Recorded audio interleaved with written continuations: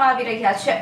ઉત્તરાયણના તહેવારને હવે ગણતરીના દિવસો જ બાકી રહ્યા છે અને આ દિવસોમાં ખાસ કરીને વાત કરીએ તો લોકો ચાઇનીઝ દોરી તેમજ પાક્કા દોરાનો ઉપયોગ વધુ માત્રામાં કરતા હોય છે અને તેના કારણે ક્યાંક ને ક્યાંક વાહન ચાલકોને ભારે મુશ્કેલીનો સામનો કરવો પડતો હોય છે। ક્યારેક દોરી ગળામાં કે શરીરના અન્ય અંગમાં અડી જાય છે તો તેના કારણે તેઓને ભારે ઈજા પહોંચતી હોય છે અને ક્યારેક માનવ મૃત્યુના બનાવ પણ સામે આવતા હોય છે।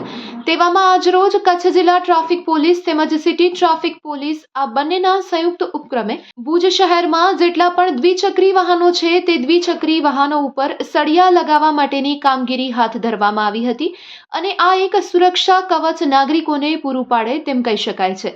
ત્યારે ઉત્તરાયણના બનાવોમાં લોકોને ચાઇનીઝ દોરી તેમજ પાક્કા દોરાનો ભોગ ન બનવું પડે અને તેનાથી રક્ષણ મળી શકે તે હેતુથી આ સ્ટેન્ડ બેસાડવામાં આવી રહ્યા છે અને આ માટે ટ્રાફિક પોલીસ દ્વારા સતત પ્રયાસો કરવામાં આવી રહ્યા છે અને આ માટે નાગરિકોને જાગૃત પણ કરવામાં આવી રહ્યા છે।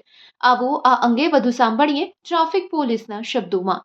આજ રોજ જિલ્લા ટ્રાફિક પોલીસ તેમજ ભુજ શહેર ટ્રાફિક પોલીસ દ્વારા ઉત્તરાયણ ઉપર જે પતંગ ચગાવવામાં જે દોરીનો ઉપયોગ થાય છે એ દોરીથી મોટરસાઇકલ ઉપર જે ગળાના ભાગે ઈજાઓ થાય છે, નુકસાન થાય છે। ઘણા વખત એવો બનાવ બને તો મૃત્યુ બી નીપજે છે। એ ના નીપજે એ અનુસંધાને મેં ભુજ જિલ્લા કચ્છ પશ્ચિમ જિલ્લા પોલીસ અધિક્ષક શ્રી વિકાસ સુદા સાહેબના માર્ગદર્શન હેઠળ આ અભિયાન કરવામાં આવેલ છે અને ઉત્તરાયણ સુધી અમારું આ અભિયાન ચાલુ રહેશે। આ મધગાંઠ લગાવવાથી માણસના ગળાના ભાગે સીધી દોરીની અસર થતી નથી, જેનાથી મૃત્યુ નીપજી ના શકે અને ઈજાઓ બી ઓછી થાય, એના અનુસંધાને આ લગાવવામાં આવે છે। આમ જનતાને જાગૃત બનવા માટેનો એક સંદેશ છે કે તમે ઘરેથી નીકળો તો તમારા ગળાના ભાગે મફલર વીંટો, હેલ્મેટ પહેરો, જેનાથી તમને ઈજાઓ ના થાય। એટલે આ જાગૃતિ માટેનું એક અભિયાન છે અમારું।